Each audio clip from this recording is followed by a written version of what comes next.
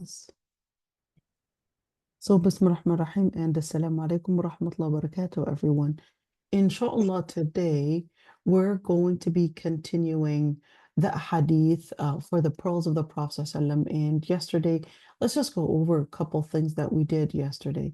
Number one hadith, we talked about the Prophet ﷺ, that he was giving the Sahaba the different ways to seek refuge in Allah subhanahu wa ta'ala from the different challenges, from the different trials that could eat up our deen, that could take away our deen, and perhaps bring about any form of regression in our faith without us realizing. So the Prophet ﷺ was teaching them to do a dua.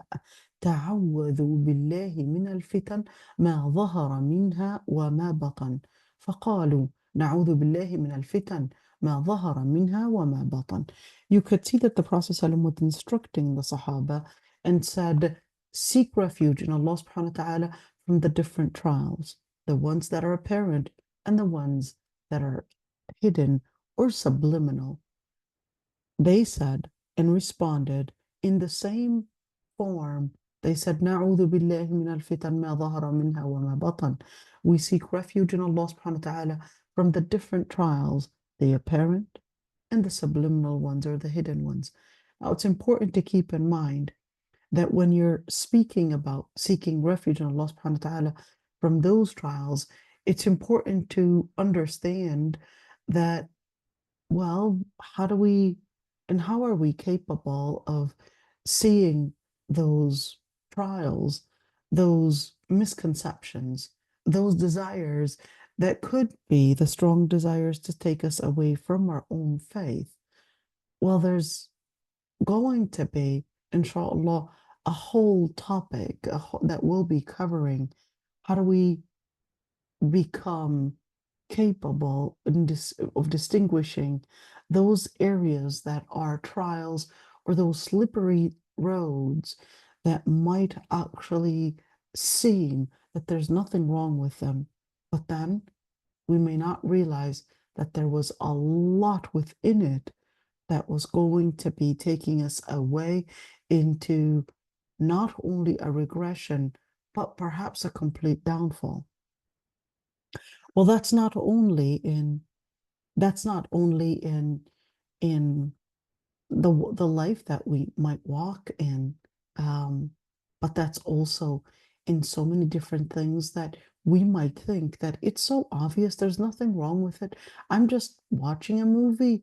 There's nothing wrong with it. It's so innocent. What's the big idea? And I'm just friends with this person. We're just chilling. We're just having a great time, laughing and all of that. And then you may not realize that there was actually a hidden fitna within this person, that there was a hidden fitna perhaps within this movie, a hidden fitna within probably, even though you didn't mean it, but perhaps sometimes it was a hidden fitna, perhaps in certain foods that you might like. So that's why, because sometimes things can be really murky that we would not be capable of distinguishing them. That's why the Prophet ﷺ was teaching Abdullah ibn Abbas. Abdullah ibn Abbas was just basically a young lad who still didn't even reach the age of puberty. And the Prophet ﷺ was teaching him, Ya ghulam,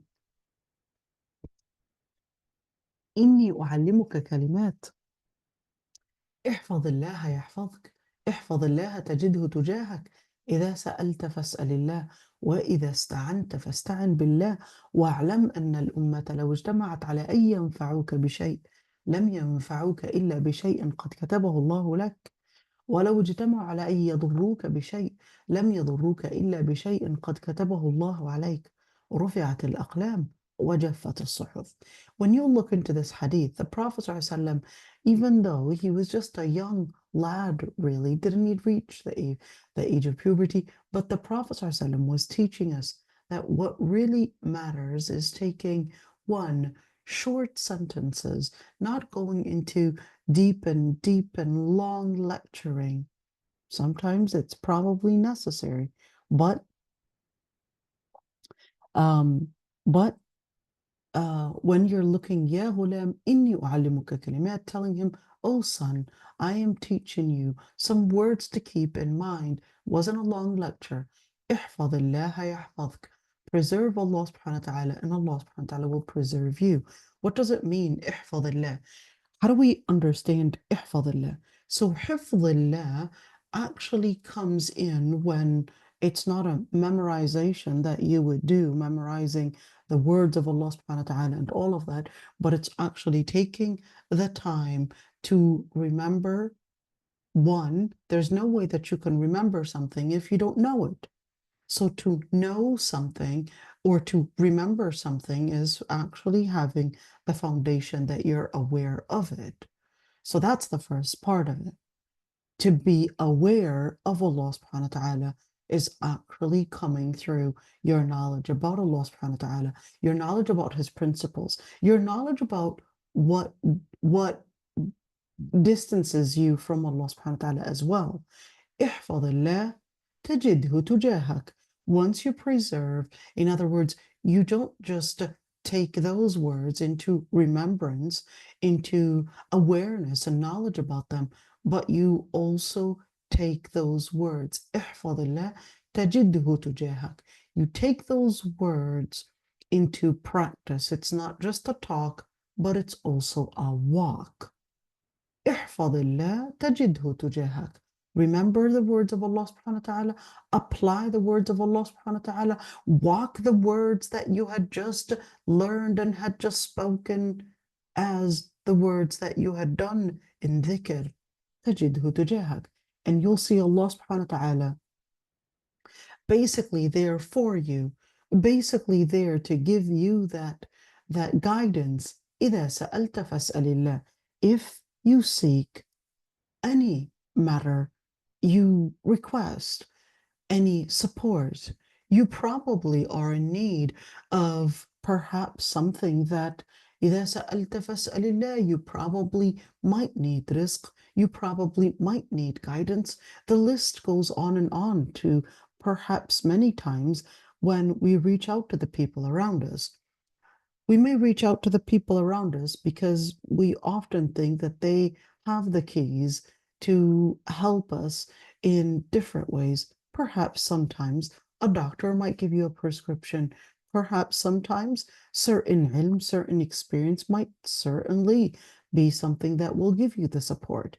But sometimes the support is not necessarily in reaching out to humans, but it's actually in reaching out to Allah subhanahu wa ta'ala. Because when you reach out to humans, humans always would respect or would expect something in response, would expect some form of, well, I gave you a service or I gave you some help in this, etc. Then I would expect that there's some kind of a superiority, some kind of a favor that you owe it to me, except Allah subhanahu wa ta'ala. The Prophet ﷺ was teaching us, إِذَا سَأَلْتَ فَاسْأَلِ اللَّهِ. You want to ask? Well, make sure you ask it from Allah subhanahu wa ta'ala in order to preserve your honor, to preserve your dignity, to preserve even your own ilm and guidance from any form of loss or misinterpretation. وَإِذَا اسْتَعَنْتَ فَاسْتَعِنْ بِاللَّهِ. And if you seek refuge, and what's the difference between al-isti'ana and السؤال? السؤال is when you ask a question, when you perhaps seek a favor, but al-isti'ana is when you seek refuge, meaning to seek support from something evil. So it's wanting, this is for asking for something good, and this is for asking to remove something evil or harm. واعلم أن الأمة لو اجتمعت على أن ينفعوك بشيء لم ينفعوك إلا بشيء قد كتبه الله لك. That was in order to let us be aware and know that even if the whole ummah, everyone, every single person in this world had united in order to bring you harm, they would not be capable of giving you any good. Sorry, this is to give you good or any form of support. They would not be capable of giving you anything good unless Allah subhanahu wa ta'ala had decreed it for you. And no, even if they had all gathered in order to give you harm or to harm you in any other way, know that they would not be capable of harming you unless Allah subhanahu wa ta'ala had decreed it for you. رفعت الأقلام وجفت الصحف. رفعت الأقلام is this literally that the pens that were writing the decrees of all the matter slash the qadar. Does that mean that literally the pens had been dried, they're not writing anything further? Well, this could be that it's a literal thing, and it could also be a metaphorical thing, that رفعت الأقلام وجفت الصحف, just to let you know that it's not there anymore to rewrite or add things on your decree, and that everything was already decreed before you were even born, before you even existed. Why? Because the Lord Almighty had already known, because He is beyond time and beyond place. He had already known what was going to happen in your life. So all you need to do is just seek refuge in Allah subhanahu wa ta'ala. So we ended up looking at this hadith as well.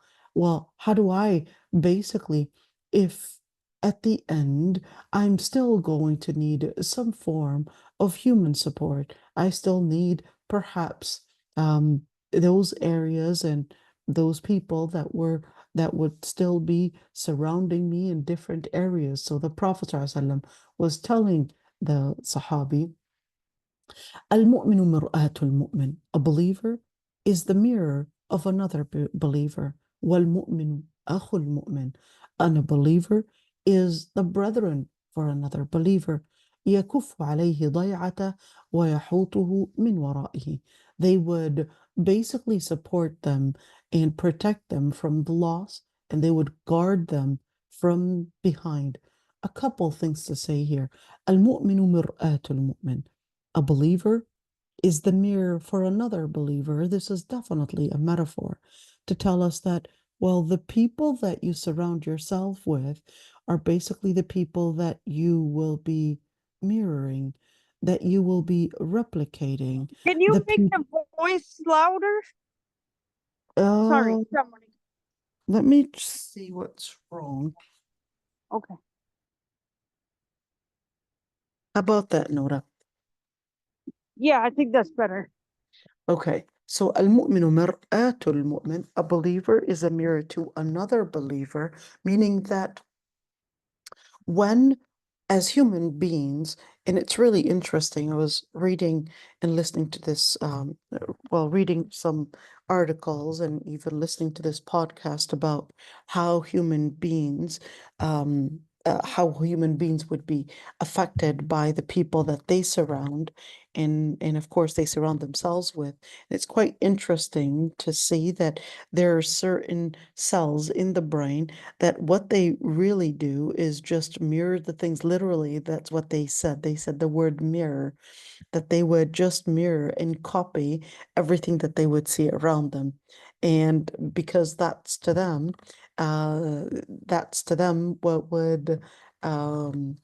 what would basically secure that, hey, they've got the experience. It was really funny how it was talking about this experiment that they put these monkeys inside this area chamber, whatever it is, and then they had this ladder in the middle of the place, and right at the top of the ladder they had bananas. Okay, and one monkey would attempt to go up the ladder to get those bananas, but then every time he would go up, they would basically shower them with cold water. So the first one would try to go up, cold water would basically be showered at them. The first attempt, and then the second one would attempt. The third one, they figured that, well, if the first and the second, they basically had cold water shower at them. So therefore, in order for us not to get cold water, we better not go up that ladder. So then they switched one of those monkeys and put a new monkey that wasn't aware of the whole thing. So this new monkey, they switched to one of those monkeys, And then this new monkey didn't know about the whole story about the cold water being showered at them. So this new monkey attempted to go up the ladder and get those bananas. But the other monkeys that still remembered that there was going to be cold water being splashed at them, they basically just went at that monkey and started beating that monkey just to make sure that the water doesn't splash at them again. So little by little, of course, every single time, guess this new monkey understood that, hey, associated that if I were to go up the ladder, I'm going to get beaten up. So he stopped going up the ladder. Little by little, they started changing the old monkeys and putting new monkeys. But every single new monkey would attempt to go up the ladder. They would basically beat up this monkey until all the monkeys were basically changed. And now we're with a new generation of new monkeys that don't even know that there was going to be water splashed at them. No more water was splashed, and no more water was going to be splashed.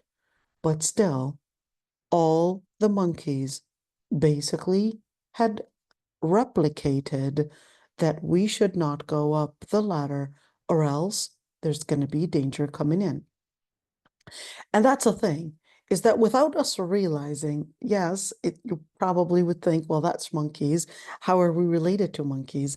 Well, when scientists would do different studies, they would basically do them even on animals to see, well, do we react the same way? Certainly not always do we react the same way that animals might perhaps live the dynamic of their life, but we know very well that we have a lot of comparisons.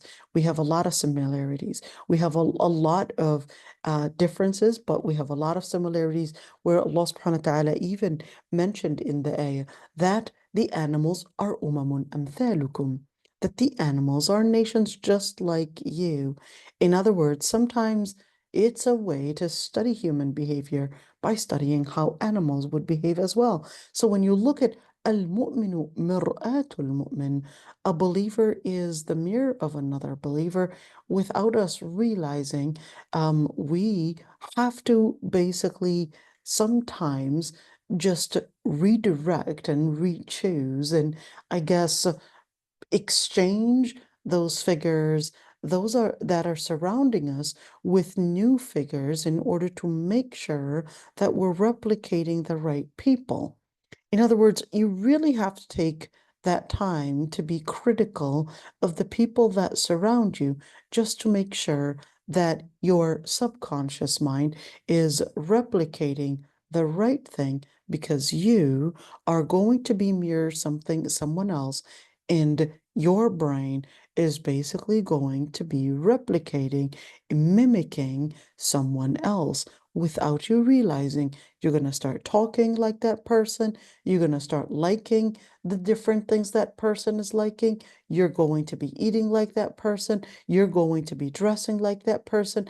That person will eventually just rub on you so many different things, including faith. Just keep that in one mind. يكف عليه ضيعته. Well, المؤمن أخو المؤمن. A believer is supposed to be a brethren to the other believer. What does it mean to be a brother? What it means to be a brother is to feel the pain of someone. But that's why in Lugha Arabiya, hey, we would say akh. It's a word. Yes, it means brother, but akh also means that it is an onomatopoeia to sound the sound of pain. That what your brother is going to be doing is feeling your pains. Not always, but a true believer and a true brother would also be the one to feel your pains, to recognize when you need that support, to recognize how to give you what is necessary in terms of advice, because what harms you eventually harms them as well, whether it's reputation or whether it's probably a need that you're going through, etc. They'll be the ones to give you the support. And يكف عليه ضيعته. So that's why the Prophet ﷺ was continuing. Well, how does a believer become a brethren for another believer? He said, well, يكف عليه ضيعته. Whenever he goes through a certain loss, perhaps health issues, perhaps wealth issues, perhaps maybe sometimes going into a marital problem. Hey, needed an advice to help me fix my marriage, etc. يكف عليه ضيعته. That's a true brother. That's a true sister that would give her sister, or would give the brother what would basically protect them from different losses, whether it's financial, health, or even social problems. ويحوطه من ورائه. What is يحوطه من ورائه? يحوطه من ورائه, الإحاطة is supposed to be to give protection. But الإحاطة in this context is basically to say that you would be there when a person is walking. When a person is walking, you can't see what's behind you. And certainly, all your senses, or at least the most important senses, your ability to see, smell, taste, etc., is basically at the front. The back is basically just a blank sheet of paper, if you would say. But that's why the Prophet ﷺ was saying, يَحُوتُهُ مِنْ وَرَائِهِ, those areas that he probably could not see, those areas that probably committed some shortcomings, said that what he wasn't supposed to be saying, or perhaps had done something that he wasn't or she wasn't supposed to be doing. All of that, يَحُوتُهُ مِنْ وَرَائِهِ, just basically covers up for them and doesn't expose their shortcomings, but recognizes that my responsibility is, even when I'm aware of what they probably cannot see at their back, I'm there to guard their privacies, to guard their shortcomings, to guard what they probably could not see. And this is extremely important to keep in mind, that a true believer is not there to say, hey, this is what I would know about someone. A true believer is a person that takes in consideration that we all have our shortcomings, and that in order to really be a Muslim believer, a Muslim brother, a mirror, is that you would basically be the person to give that support.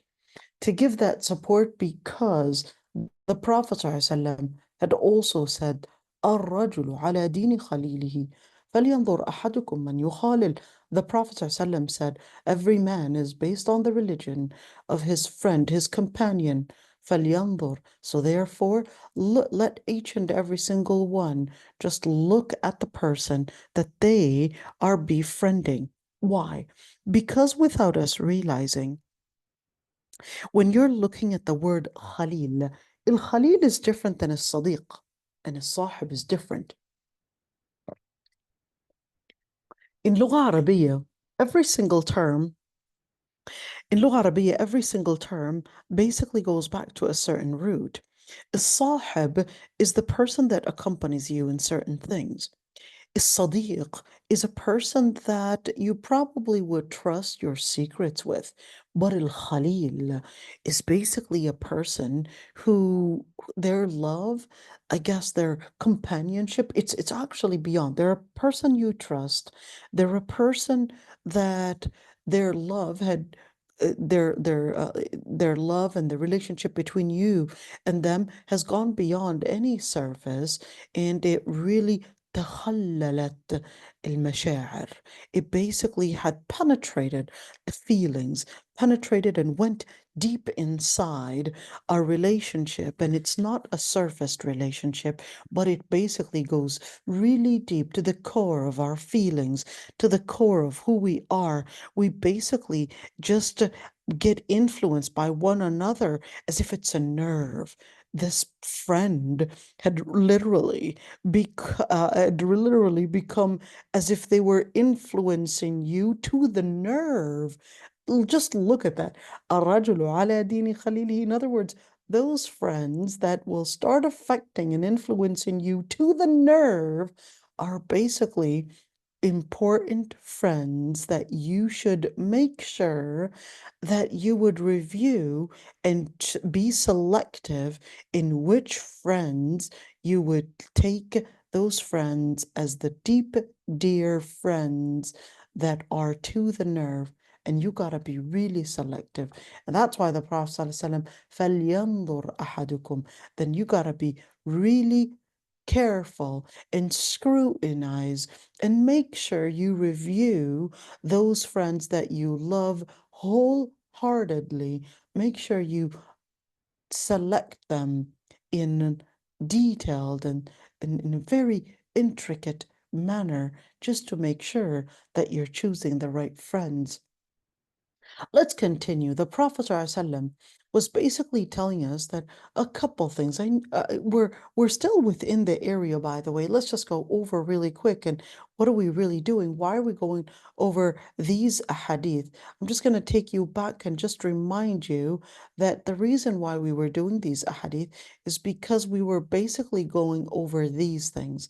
What are the things that are going to keep us steadfast on our religion? So we're basically going over these areas to help us stay steadfast and basically stay strong in our deen by not giving a lecture, but letting the words themselves that the Prophet ﷺ is telling us help us understand through the lens of Quran and Sunnah to help us understand what is needed. So we're continuing those areas of the pearls of the Prophet ﷺ. Let's see. When we're looking at the first hadith, it was talking about friendship and the impact of friendship. And the one before it was talking about the impact of how and what principles we live our life based on, and how we would basically just remember that you hold on to Allah subhanahu wa ta'ala and be careful from considering that it's just people. But there's another hadith that I would like to mention in regards to, I guess, in the topics that we're covering. Let's look at this hadith. The Prophet ﷺ had said, "من سمع بالدجال من سمع بالدجال فلينأ عنه فوالله إن الرجل لا يأتيه وهو يحسب أنه مؤمن فيتبعه مما يبعث به من الشبهات." I want you to look at this one. Sometimes we can be so confident that we can surround ourselves with certain people, and we're so confident that I'm safe, I'm okay, I know myself, I'm strong. But I want you to look at this hadith. And the reason why I wanted to mention this hadith, right after this hadith, الرجل على دين خليله, we can so many times be friends with different people, and we just click with them. We might find in them perhaps funny people, people that are really, I guess, fun, having them around. And um, when you look at the most people that people would really want to accompany, they're usually, by the way, just keep in mind, and just keep this one in mind, the funnest people to be around in dunya are really the people that are farthest away from deen. What? What are you saying? Yes, just as you heard. Why? Because they're the most ones that are going to be the comedians. You're just going to continue laughing all the time. And they're the ones that don't really have this consideration of a responsibility. And they're the ones that are just letting go, just loose. If you want dunya, then certainly you're going to be finding these people as nothing funner than the farthest person that you would really want to entertain yourself with and in, is really the person that is the farthest away from deen, is going to be the funnest person to really surround yourself with.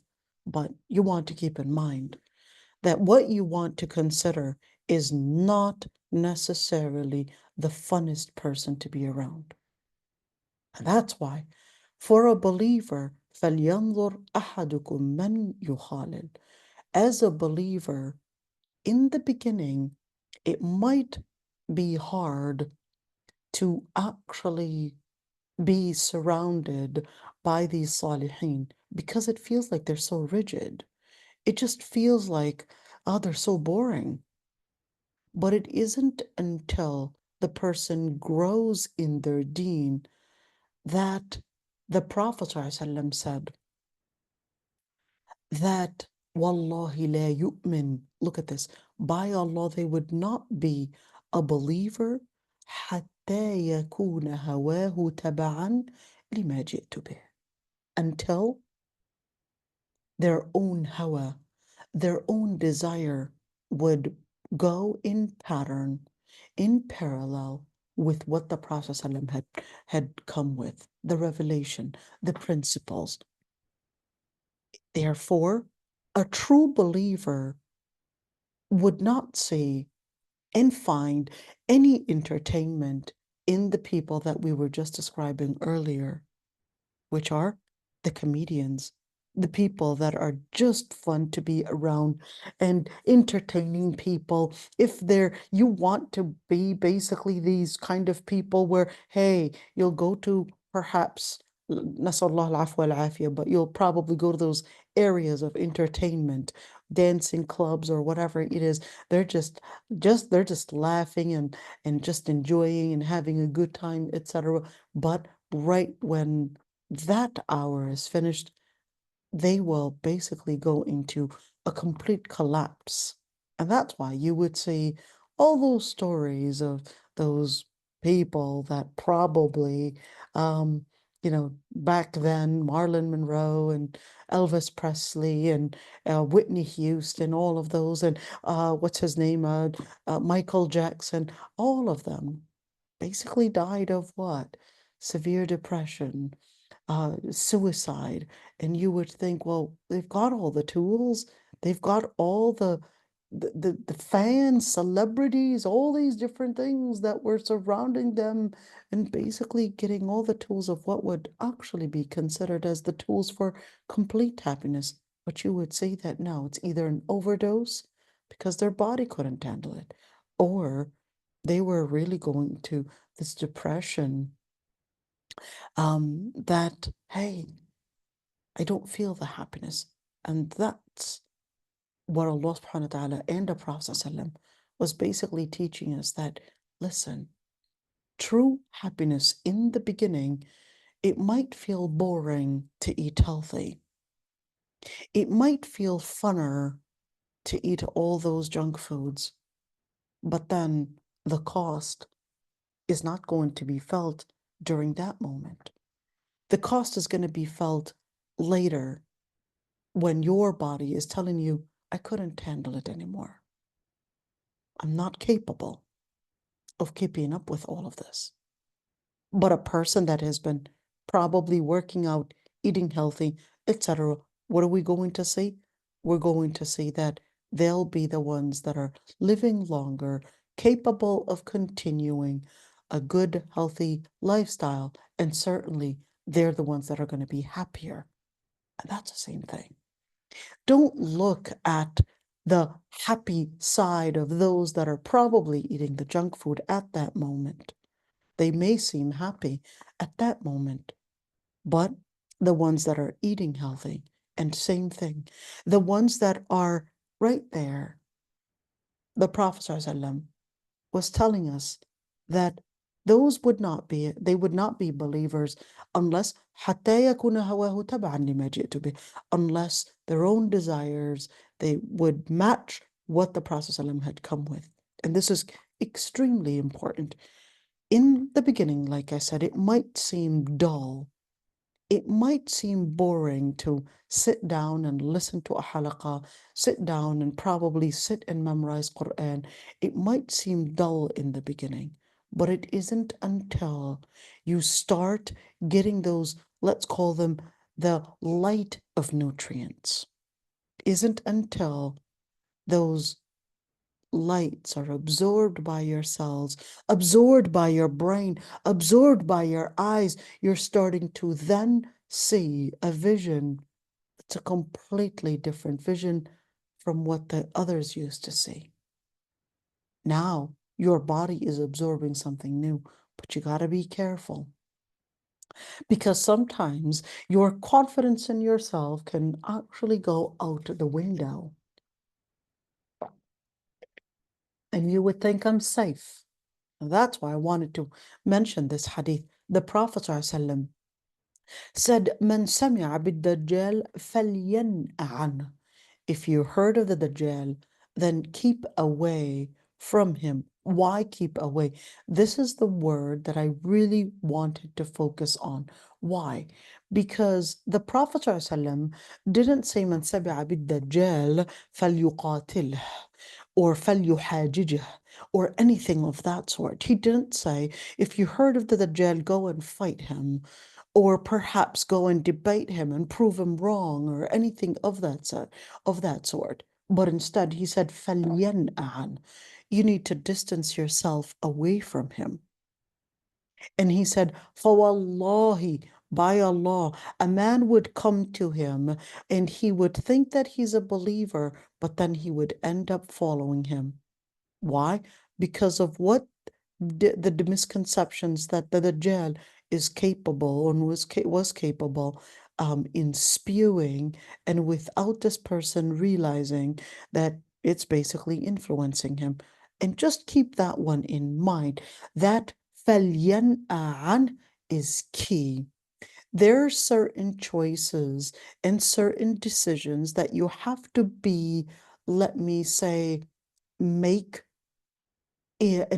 as final.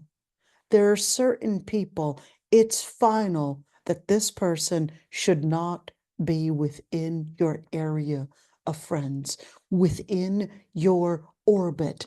This person needs to get out.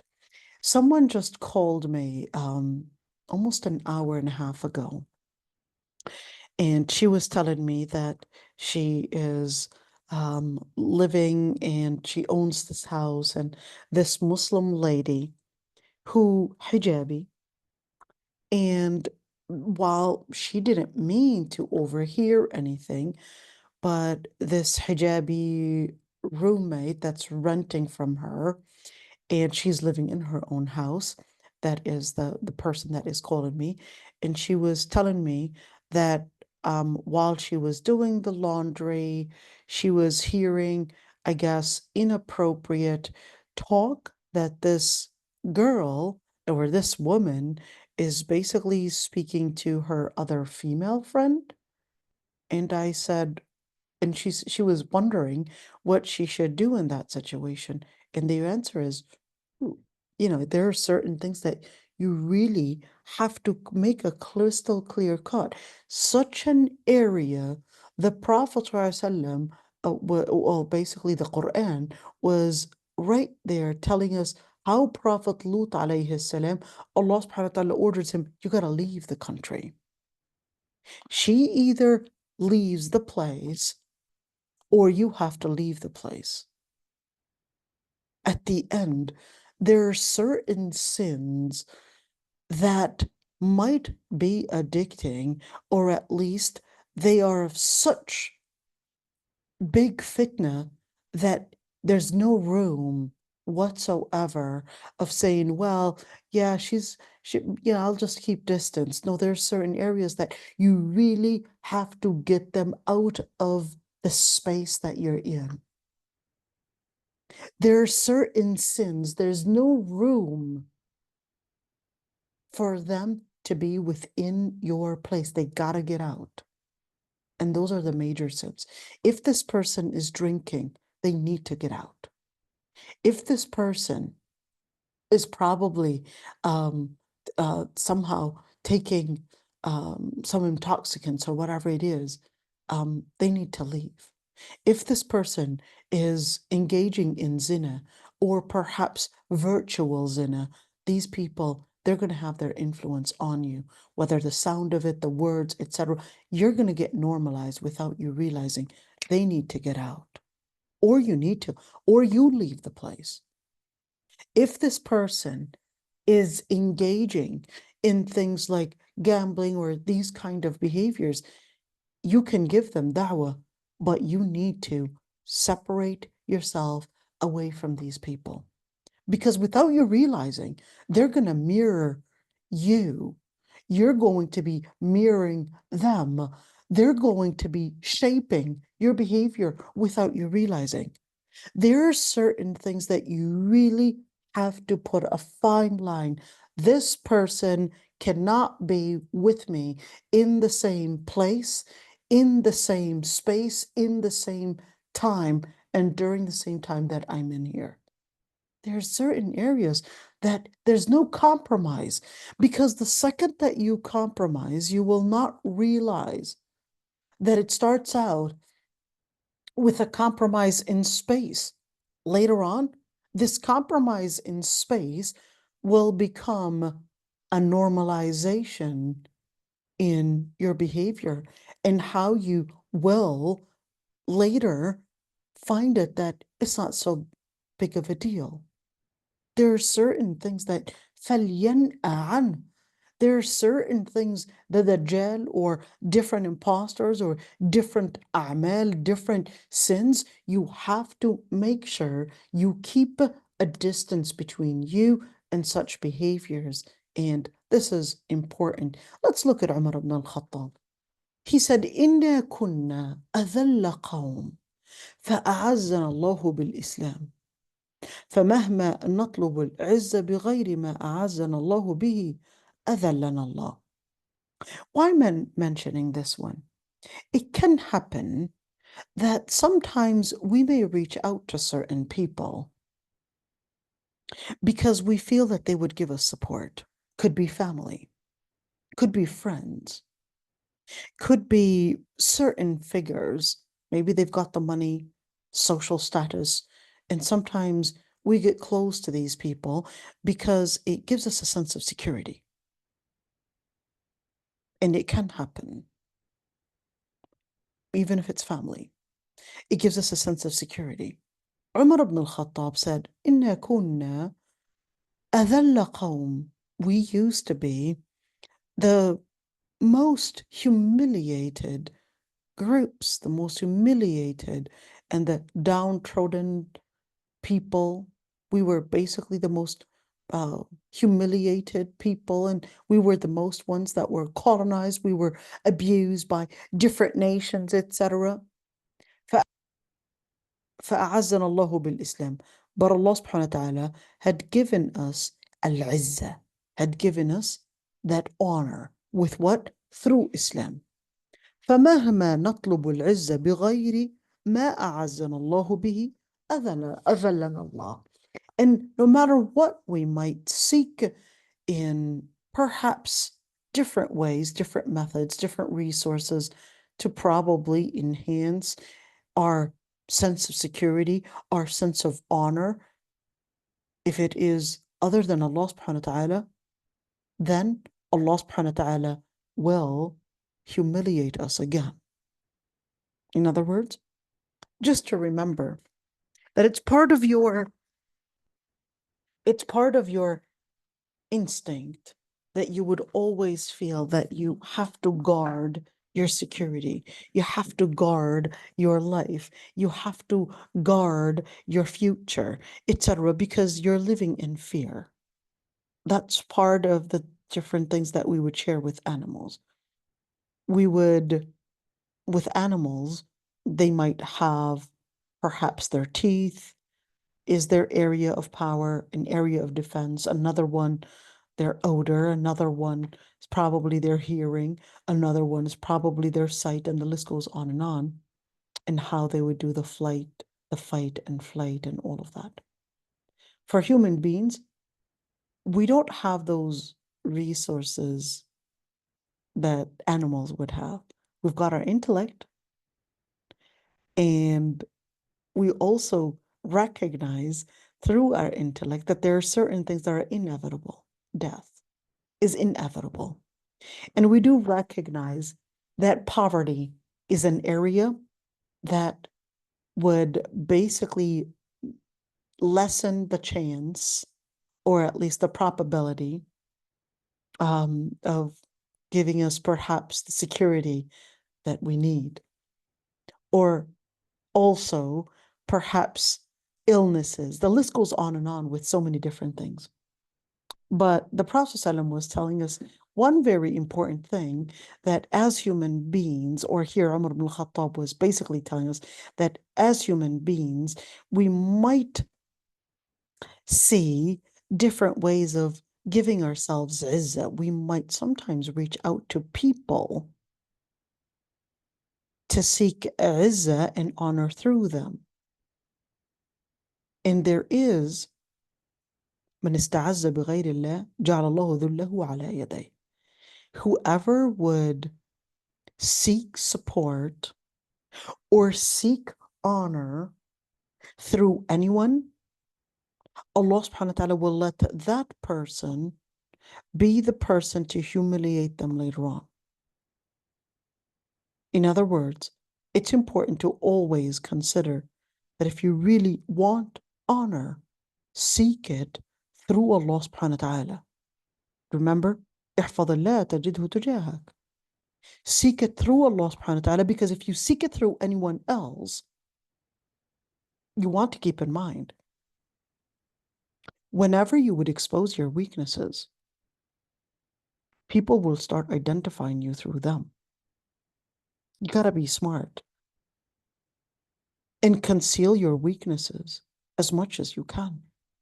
No matter who this person is, conceal your weaknesses and maintain your honor. And that's where a lot of times women, they may actually put themselves in a lot of danger and exposure. And that's one thing.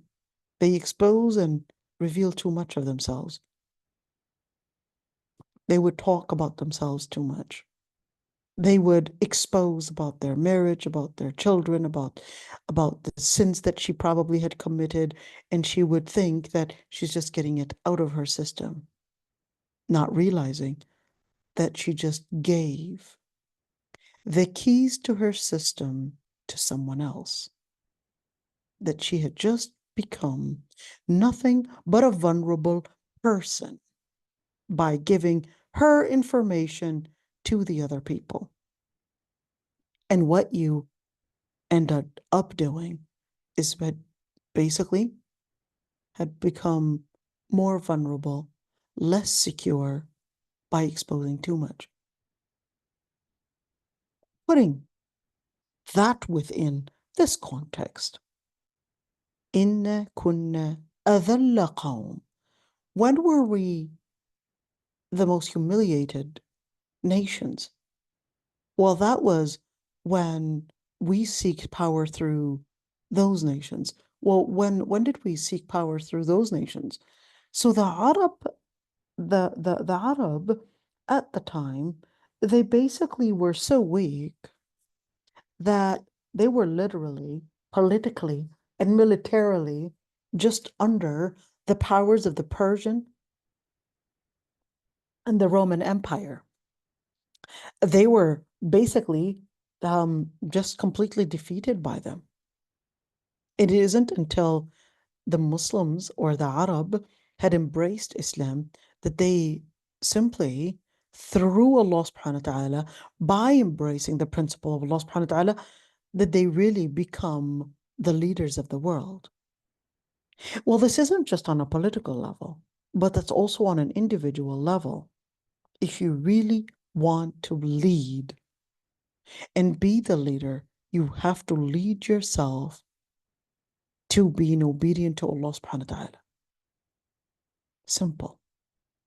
Lead yourself how to succumb to Allah subhanahu wa ta'ala, and you'll be free from succumbing to anyone. You'll basically be a person of honor. You don't depend on people. You don't say that through people is what you get power through, but you see it through Allah subhanahu wa ta'ala. Let's look at this hadith. عن أبي سعيد الخدري. Abi Sa'id al-Khudri was a Sahabi from the residents of Medina, Ansari. He said that the Prophet ﷺ said, لَتَتَّبِعَنَّ سنن من كان قبلكم شبرا شبرا وذراعا بذراع حتى لو دخلوا جحر ضب تبعتموهم. قلنا يا رسول الله اليهود والنصارى. قال فمن. Well, what is the story and why in this context? Well, the Prophet ﷺ said, you will surely follow the ways of those before you, inch by inch, an arm's length by an arm's length, until if they would enter a lizard's hole or a lizard's burrow, you would follow them. The Sahaba asked, O Messenger of Allah, do you mean the Jews and the Christians? And he replied, who else? What is this hadith relating to? This hadith is basically telling us that there's going to come a time where certainly there are certain nations that are going to be considered somewhat superior economically, politically, and certainly socially. And that's why certain nations would start thinking, including the Muslim nation, would start thinking that the key to their successes is basically in the lifestyle that they're living. And it's not just Muslims. You'll be surprised to even see the Chinese. I mean, we're surrounded by a lot of Chinese here. You'll be seeing that the Chinese are also replicating the West, literally. The songs, the type of music, the clothes, everything. McDonald's, KFC is everywhere. It's just basically everything is trying to mimic the American culture. Everything. Whether it's the Chinese, the Indians, or even the Muslims, the Malaysians. So I guess Malaysia, truly Asia. You'll have that. Everyone is trying to mimic what is right now considered as the superpower, America. And certainly it's changing the fabric. But I'm not going to talk about on behalf of the Chinese, but what we care about is the Muslims themselves. لَتَتَّبِعَنَّ سَنَنَ مَنْ كَانَ قَبْلَكُمْ. The Prophet ﷺ said, there's going to come a time where the Muslims would, the word is لَتَتَّبِعَنَّ. What is لَتَتَّبِعَنَّ? لَتَتَّبِعَنَّ actually means to follow. But this lam and the noon is a qasam. It's an oath. It's basically giving a prophecy that that's what's going to happen. You're going to basically follow, replicate sanana man kana qablakum. What is a sanan? A sanan is anything that they might be doing, whether it's politically, economically, socially, behavior, the list goes on and on. Shibran bishibr or shibran shibra, with an inch by an inch. What does it mean? Well, this is a metaphor. This isn't talking about some form of a distance that they'll be going. They'll be going in, or they'll probably be walking. No, this isn't talking about a distance, but this is talking about how intricate people and even the Muslims would try to mimic who, he said, al-Yahud wal-Nasara, with each and every single thing. Why حتى لو دخلوا جحر ضب? Why enter a lizard's hole? Well, it's the burrow, but why a dub? A dub is not necessarily a lizard. It's a specific kind of a lizard. It's basically an animal that's part of a reptile. It basically lives in the desert. But one thing about each and every single reptile or animal, when they would create, let's say, a safe place for them to be in, they can create a nest, but then they'll make a backdoor exit. And even if you're talking about for perhaps rabbit burrows, they'll make the holes have one side, but they'll also dig on the other side, just in case a snake would go in, they'll basically exit from the other side and basically a safe exit. Yet For the dub, they don't make their burrows have two exits. They would only have the same entrance is the same exit. In other words, if any danger were to come into them, that's it, they're trapped inside their own house. They're literally trapped. If something blocks their entrance, goes inside, it's so easy, boom. If I just go inside, that's it. You're caught. There's no way for you to get out. Your own home or their own home basically becomes their trap, literally. So the least, let's say, the least in the type of homes that are considered the least in safety are basically these types of burrows, where your home becomes your place of trap. Okay. So the Prophet ﷺ was basically telling that even if they were to go in, just like a lizard would go inside its own trap, they would follow them. So you will see that Muslims mimicking exactly just that, even if the West were probably going towards, or the West or the Jews and the Christians were probably going in a trap that is going to put them in severe danger, they would just follow them. The Muslims would just follow them, mimic them, because they couldn't think for their mind and with their mind and with a Muslim vision to see that where are we going here? This is a suicide. And what do you see?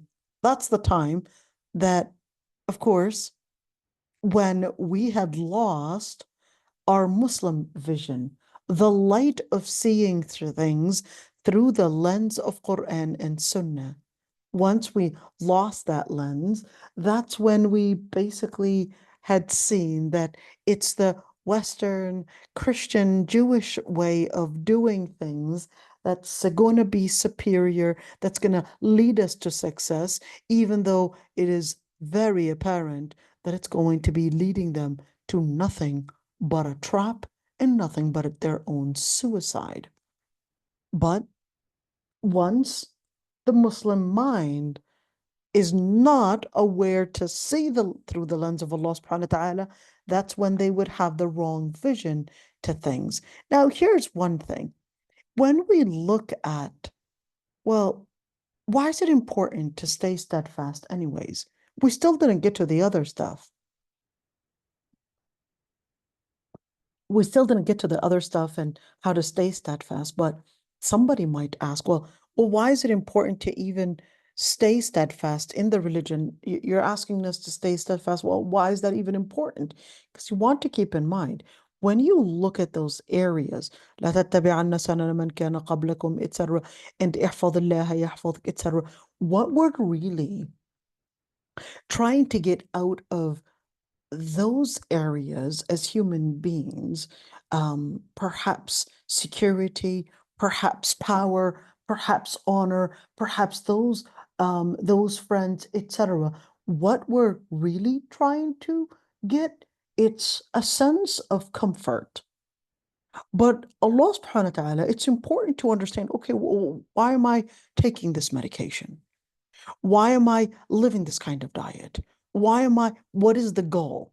Why is it important to know the goal? Well, it's important to know the goal. That way you'll be aware, one, the importance of what you're doing, two, to keep you consistent. To keep you consistent, that it is worthwhile. What is it worth? Number one, when we're speaking about being steadfast, it's basically giving us this التمكين في الأرض. What is التمكين في الأرض? التمكين لعباده المؤمنين في الأرض. It's basically empowering the believers. Empowering the believers? What? They're going to be in power? Yes, whether we're speaking about political power, military power, or even we're speaking about power in guiding even others. حتى يكون الدين لله. There's no way.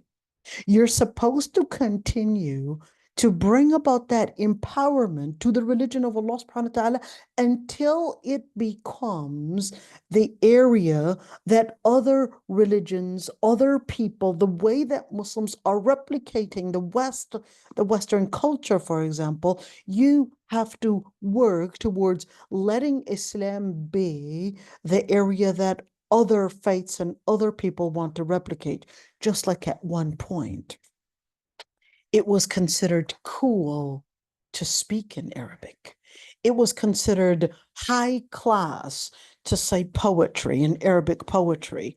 It was considered, they were I was astonished to see that they found these Vikings and they were wearing a cloak, and this cloak was having this writing that had Arabic on it. And they were actually saying that at the time, it was considered that you are somehow upper class if you had Arabic on your clothes. If you somehow had something that resembled the powerful nation. And what powerful nation is that? It's basically Islam at the time. But once we lost our religion, we basically lost not only ourselves, but we even lost our political power, military power, and certainly economical power. We lost our own communities. We lost our own children. And now we're still in search of what should we do? How do we regain that power? Well, there's that power. You only got it when you were connecting to Allah subhanahu wa ta'ala from the very beginning. So what should we do? Well, stay steadfast on the religion of Allah subhanahu wa ta'ala, and you'll see yourself regaining that. Stay steadfast. Well, to who? To basically even have love for the Salihin. Once you have the love for the Salihin, and even if you're not part of the Salihin, remember, love for the Salihin in itself is basically power in itself. It's a success in itself. Once you actually have the rahmah for them, you have the mercy for them, you have the love for them, you basically have this connection, this Khalil type of connection, without you realizing what you're going to be building within you. You're going to be building within you this type of emotional relationship. This emotional relationship is going to go far, and you're going to see honor through that. And certainly that steadfast will definitely have this implication, whether it's basically abundance in rizq, or perhaps the children will also be there for you. If the children are not salihin, you're the first one that's going to pay the price. Why? Because if he's not salih, then it's part of the human instinct that I'm just going to basically continue in search of dunya. If I'm in search of dunya, then you as an elderly are just going to be nothing but an obstacle. But a person that's in search of akhirah, recognizes that mother and father are never an obstacle, because mother is the doorway to Jannah. Father is the path to Jannah. So they will see you not as obstacles, but see you as ways of rizq. They'll see you that you're not a load on them, but you're something that is to uplift them and give them honor. Once their salah and their vision is corrected, the implication is going to be coming to you. The effect, and you're the first one to harvest if your children are salihin. And that's why when we're speaking about the people that are surrounding us, but Allah subhanahu wa ta'ala would also answer the dua for those that are steadfast on their deen, you would see that the society itself would basically have their foundations in place, and that in the end would basically bring about security and happiness and stability within the home and within, of course, the society itself. There's no way that you can have that unless you give that time, the effort to live الثبات على الدين الله سبحانه وتعالى. We're going to, inshallah, next week, we're going to be continuing a number of different issues. Well, what actually acts as obstacles to being steadfast on our faith. So we're going to talk about some of those different areas. Forgot to mention that the most important thing, of course, that we seek in thabat, and certainly seeking steadfastness in the religion of Allah subhanahu wa ta'ala, is basically to stay steadfast, whether the time of death, question in the grave, date of resurrection, the time when we would pass the sirat, and certainly to get rida Allah subhanahu wa ta'ala, and entering Jannah. And certainly may Allah subhanahu wa ta'ala give us all that sharaf, that honor to see the face of Allah subhanahu wa ta'ala. So next week we'll talk about the obstacles and why do we sometimes fail and slip in certain probably areas. Because why is that important? Because if you don't know what might actually be a ditch here and there coming your way, then you're going to be susceptible to falling into them. What are those areas? 1, extremism. 2, following your own desires. 3, misconceptions. 4, اتباع الهوى is following your own desires, but الشهوات, basically following the different whims. We'll talk about the difference later on. 5, ignorance in the deen. الأمن من مكر الله. When a person feels that, well, I'm okay, securing that Allah subhanahu wa ta'ala might retaliate because they had committed something haram. 7, مخالطة أهل الشر, and sometimes intermingling with the people that are basically away from Allah subhanahu wa ta'ala. 8, الخروج على الجماعة, leaving the Muslim society. 9, الدخول في الفتن, going into different trials and basically taking in and accepting and absorbing the different things that Allah subhanahu wa ta'ala did not approve of. Eating money and basically consuming money, that's haram. Oppression, whether we're speaking about social oppression or whether we're speaking about going into different sins, we'll go into each and every single one. And I'm really excited because there's so much to say. You could see there's so much to say and so much to really learn about those areas in order to protect ourselves. So, subhanakallah wa bihamdik, nastaghfiruka wa natubu ilayk. What we're gonna do, inshallah, I'm gonna have you now. I promised that we would give the chance for you to also, I guess, tell me what you had, I guess, learned from those ahadith and educate all of us and tell us some lights that we probably didn't see. So I'd love to hear from you. So I have kind of two comments, and some of them might be questions, but is it okay, let's say, if someone from the Jews or the Christians has like a method of doing something, is it okay to take that? I mean, if the method of doing it doesn't contradict the Quran or the Sunnah?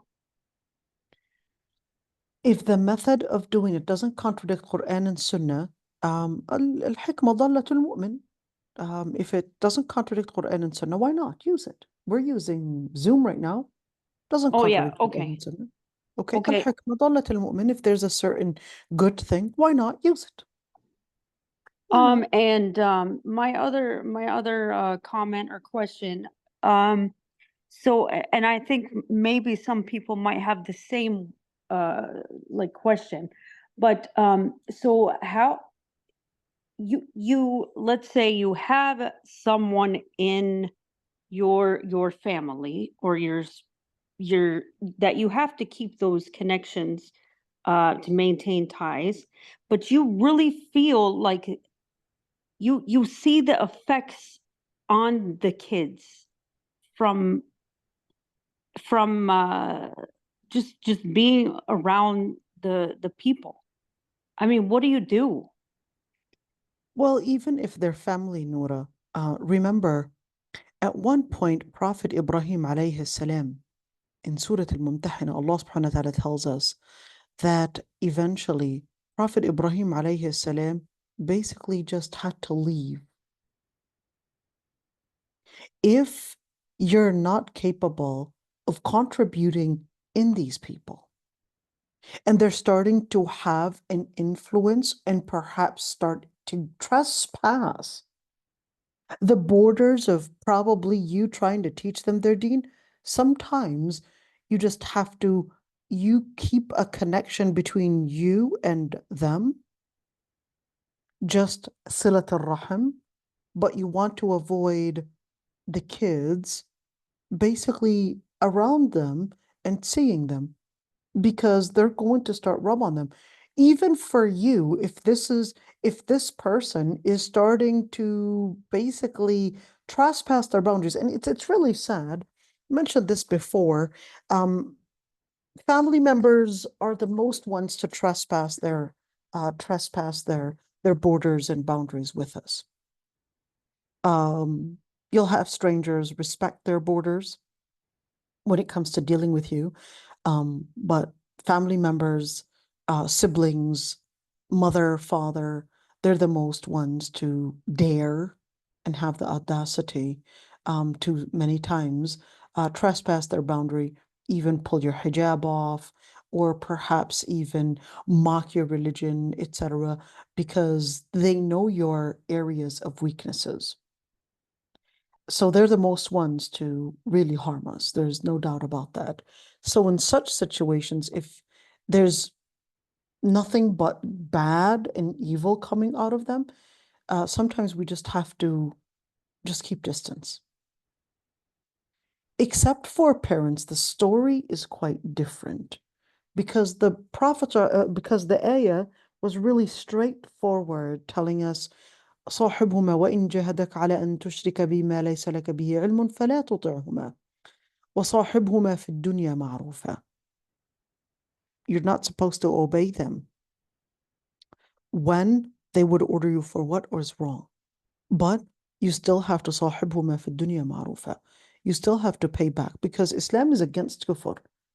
So you still have to pay back and be there to support them. If they are Muslim family members, that's the same thing. If they're usa, if they're sinners, then you have to somewhat keep distance if you're starting to see that the influence is starting to grow. Keep distance. Sometimes you just have to make that choice. And yes, I'll be there if you need me, but let's look at this hadith.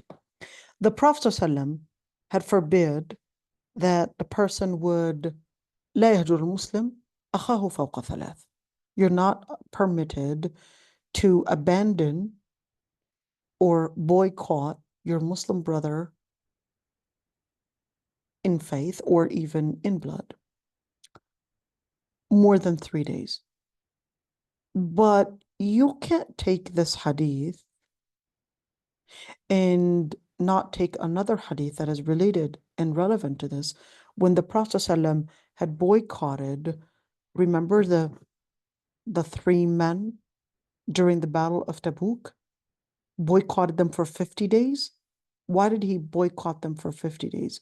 Because there are certain people you have to really boycott in order for them to get that cleansing. And Oh yeah, sometimes, I never thought about that.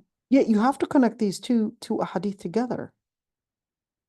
You have to connect these two ahadith together. He boycotted them for more than 3 days. In fact, it was for 50 days. And there are certain, and the mufassirin and even the scholars would say, well, how do we understand these two reports? report, the first report, basically saying, hey, he boycotted for 50 days, and the Prophet ﷺ said, do not boycott for more than 3 days. How do we understand these two contradictions? No, it's not that they're contradictions. It's that if we're speaking about the reason why I'm angry at my brother or sister because for dunya issues, then in that situation, sorry, but you cannot boycott, and the least that you could do is assalamu alaikum.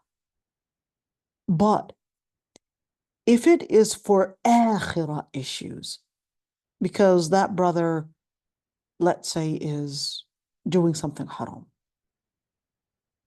Remember the hadith that we talked about before, the hadith in tafsir, where the Prophet ﷺ said the first thing that basically had reduced in the religion of Bani Israel is that they would come to this person, tell him to have taqwa, and then the second day they would be qa'idahu wa akilahu wa sharibahu, and they would be the ones to accompany them in their moment of their drinking with them, their eating with them. We're not necessarily talking about drinking to mean alcohol, but drinking. In other words, they're just, hey, just having a normal time, like there was nothing wrong. That's a problem. Whether this is a biological brother or whether this is a Muslim brother, you're seeing that what their lifestyle is really all based on just dunya, then in that situation you have to take the time to preserve your own deen. Remember, that's why we mentioned الدجال فلينأعن. There are certain times that you really have to separate yourself from this group, even if it's a brother or a sister.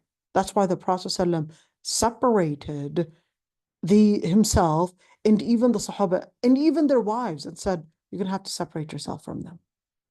For 50 days they were separated, even though they were the only ones that were honest. But it does not befit Ubay ibn Ka'b. It doesn't fit you to be amongst those that didn't join us. Hilal ibn Umayyah, it doesn't fit you to be away.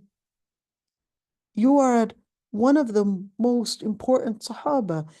You should never be amongst the procrastinators. So sometimes we also have to recognize where is our area of, I guess, the standard. So perhaps somebody, their standard is, oh, as long as they don't drink. Another person that, no, what do you mean as long as they don't drink? That's too low for me to consider that as long as they don't drink. That's too low of a standard. No, my standard is even if they were to smoke. That's to me a standard. Not to me personally, but perhaps someone might say. Sometimes it doesn't have to be based on the standard that what I would consider for myself. Maybe sometimes the circumstances, if this person is probably maybe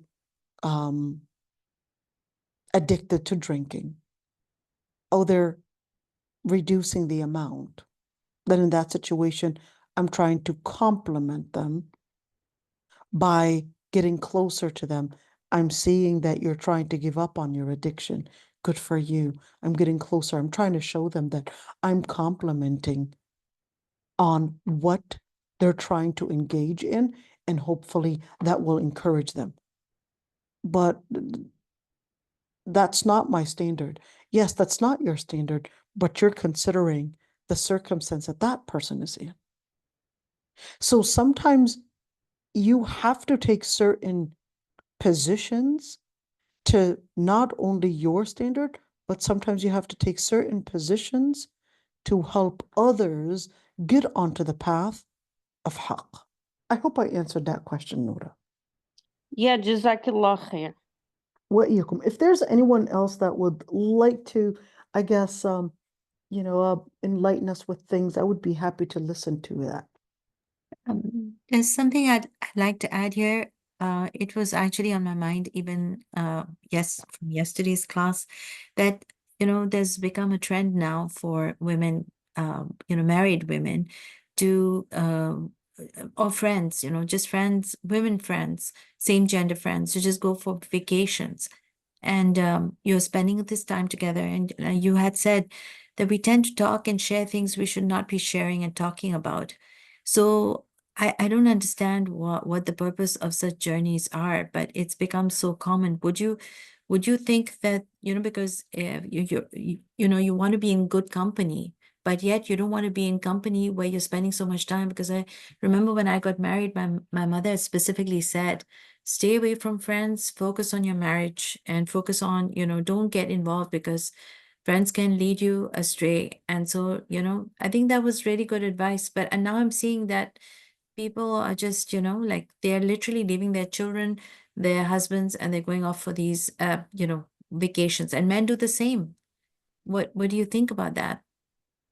Well, I do agree with you. I do agree with you. I would say it's probably the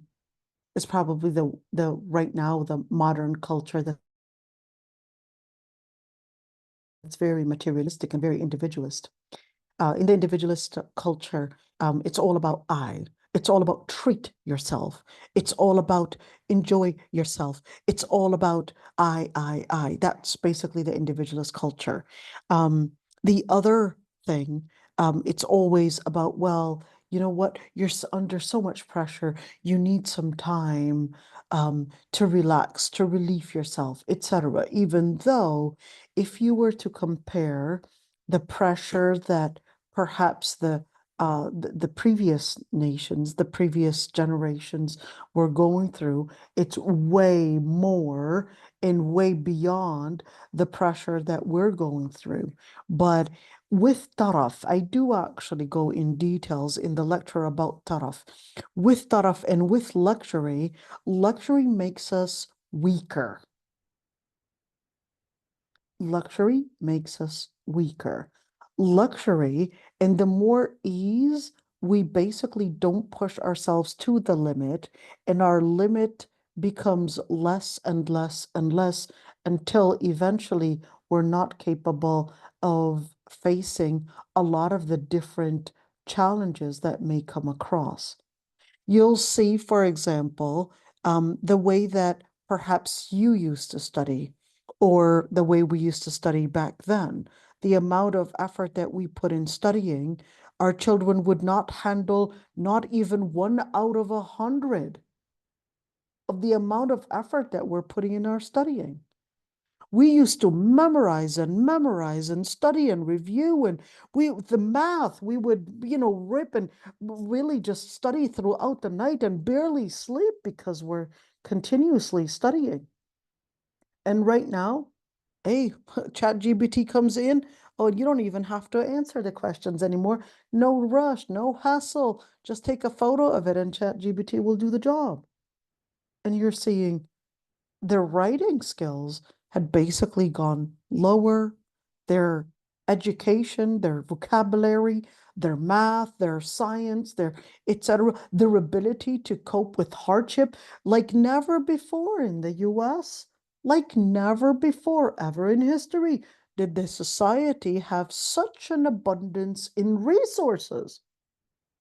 Yet we are right now seeing the rise in depression, mental illness by what? By numbers like 75% amongst teenagers. You didn't even see anything. Your parents are paying for your bills. Your parents are basically putting the food on the table for you. They're the ones that are doing the job. What are you depressed about? You've got everything basically given to you. You just have to focus on your studies. But then you're seeing that they're complaining, that they're struggling in life. No one's understanding them. Their parents are just being too abusive. How are your parents being too abusive? By telling you to clean your room, by telling you to clean your bed, by telling you to do your homework. That's what it means to be abusive? But that's the time when you would provide more and more of taraf, they would basically get into kufr. Il-kufr starts with من لا يشكر الناس لا يشكر الله. If you're not thankful to people, you're not going to be capable of recognizing the bounties of Allah subhanahu wa ta'ala. It's that simple. You didn't even recognize the investment. Didn't even recognize what contributions your parents had contributed in your life to make you who you are. So you thought that you got a PhD. So you thought that you had become a doctor. You thought that you had become an engineer. That you did it on your own. You didn't realize that your mother, that was probably not an educated woman, that those times when you were working on developing yourself, she was basically the hidden soldier to be the one to make your life possible. Even a simple thing that you might probably pick up your dirty socks, probably be the one to cook for you, etc., to make you who you are today. من لا يشكر الناس لا يشكر الله. If they don't realize and they don't get to see such contributions, then they're not going to be seeing all the bounties that Allah subhanahu wa ta'ala is blessing them with. And this is extremely important, that sometimes it's important to put them in certain challenges and to actually think that, oh, I have to pay for their college tuition. I have to pay for them because I've got the money. I have to get them married. Guess what's going to happen? That entitlement is going to grow. And once they might face a certain hardship, they're expecting you to jump in. Let them learn how to pre-plan for their college tuition, for their school. It's okay. Let them go get a job, talking about boys specifically, because he's going to be the man. Girls, it's a different story. But this is extremely important. Sometimes it's important to put them in certain challenges in order to get them stronger. Don't necessarily do everything for them. And we're seeing right here, it's quite sad, to be honest. I'm extremely saddened about a situation. We're living in a complex that has a majority of Saudis. I mean, al-Ain wal-Ras, yes, they're majority, or at least a large number of them. They were basically, I guess, descendants of Sahaba, of those that basically had brought the light of Islam to the world. But hey, Bani Israel, they were basically the children of Anbiya, of prophets. What changed everything is a taraf. It is so sad to see the deviation that I'm sure there are salihin from the Saudis, and I'm sure there are those that are just like the scholars that are being imprisoned, and some of the best scholars, the best salihin right now imprisoned in Saudi. But it's really sad to see that the children in the Gulf, in Qatar, in Kuwait, in Saudi Arabia, and seeing that this lifestyle of a taraf is making them feel superior, is making them feel entitled, is making them look down at others, disgusted to even talk to people, disgusted to even learn how to respect age, how to respect ilm, how to respect those that are to be honored, but think that it's all about money. It-taraf is a killer. It-taraf is a killer. Luxury and giving that sense of entitlement is a killer. Don't let your children feel that they're supposed to be entitled, and even ourselves, never think that you are in any way superior to anyone. Not because you have a degree, not because you have wealth, and not because you have status. And know that فوق كل ذي علم عليم. And know that Allah subhanahu wa ta'ala, He said, منكم ما يريد الدنيا ومنكم ما يريد الآخرة. Those that will get the akhirah, Allah subhanahu wa ta'ala will be the one, they will be the ones to be granted al-akhirah. Dunya, all these alqab, all these titles, they're basically going to mean nothing in the akhirah. So I guess, I don't know if I got off track with what you were saying, Sister Sana, but I even forgot what you were saying, I Sister. think I was just saying that how, now it's become a trend to go off with your friends, and that, you said that, we have to be controlled in what we, communicate to others. Sometimes we share things we shouldn't, but these kind of to going on these trips. But then you took it to taraf, which means that even what I take from what you've just said is that even if Allah has provided you with wealth, don't squander it or waste it or treat yourself or feel that you're entitled to that treatment of wealth, because you are, you're then giving into something that will create a sense of unhappiness. I think that's what I'm getting from what you've just said. Right. So taraf actually brings a certain culture, a culture of competition, a culture of competition. We're trying to compete in who basically has that sense of security as a social status. And taraf also brings a culture that you're trying to get more and more and more. It becomes that I'm liking the taste of it, so I want to get more and more of it. It brings in gluttony, and it brings in a certain lifestyle where when we look at pain is the most thing that makes civilization, believe it or not. It's a really interesting two books I can one is The Gift of Pain, and two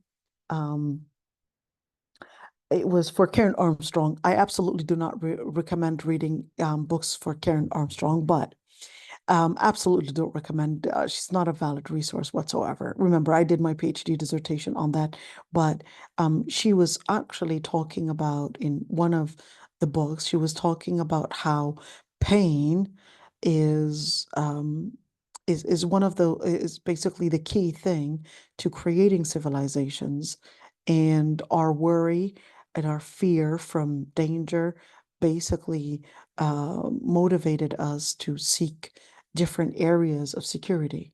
Our fear of death, our fear of illness is what motivated us to study medicine, for example. The list goes on and on. So fear is actually key to correcting our behavior. So even, I'm not telling you to put yourself in trouble in order to feel fear and become a better person. But in order to sometimes recognize fear, recognize pain, you don't necessarily have to let it happen to yourself, but go and witness it on others. Visiting hospitals, visiting perhaps graves, visiting the poor people, homeless shelters, whatever it is, visiting and having and being in proximity, in close proximity with those that are, let's say, not having the luxury, is one key to helping us relate to pain, relate to having the resources and the challenges and what it means to really recognize what you have. And once you relate to those, that's when you would develop, remember the dua we would always make. Allahumma inni as'aluka fi'al al-khayrat wa tark al-munkarat wa hubb al-masakin. Ya Allah, I ask you to give me the power to do what is good, ترك المنكرات, and to avoid and leave sin. وحب المساكين, and to love the needy. Why? Because there's no way that you're really going to reach the level of loving them unless you surround yourself with them. So this culture of taraf, of wanting to travel, wanting to bring in more and more of dunya, it basically is associated with not feeling the pain, not feeling the challenges. So you start wanting to get more and more of dunya. Let's see. Is there an income requirement for who's eligible for zakah? Yes, there is an income requirement, absolutely. Of course, it depends on where this person is living. So we can use America.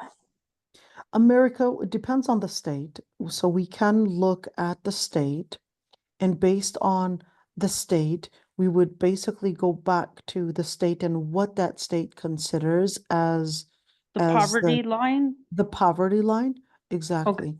And then we would basically consider that, okay, well, here's our definition for poverty, which, is based on a number of different studies. Well, this is how much it's going to cost to get food for these number of people. That's how much it's going to cost to pay rent, transportation, the list goes on and on. And then Okay. we'll basically look at it from there. Okay, Jazakallah khair. وإياكم. So this is it, إن شاء الله. سبحانك اللهم وبحمدك نستغفرك ونتوب إليك نشهد أن لا إله إلا أنت. See you tomorrow. Assalamu alaikum. وعليكم السلام. You wanted to say something, sister? Yes, I'd love to hear it. I joined you all bit late, but I got the end of it. I think there was a question that you were answering, and you were talking about avoiding family members who are on the wrong path, except the parents who deserve our attention all the time. Mhm. Did I get that right? So yes, but you're not going to go to avoiding your siblings right away and say, that's it, I've got a reason to avoid them, etc., unless if it's for deen issues. So if you were trying to correct them, you were trying to do your part and your share of ordering for what is good and forbidding what is bad. But now you could see that the relationship was starting to become from them perhaps getting the influence to starting to influence your children, to starting to somehow go and even affect your perhaps marriage, affect you negatively. They're starting to become toxic on your religion. Then in that situation, sometimes you just have to learn how to, yes, keep distance.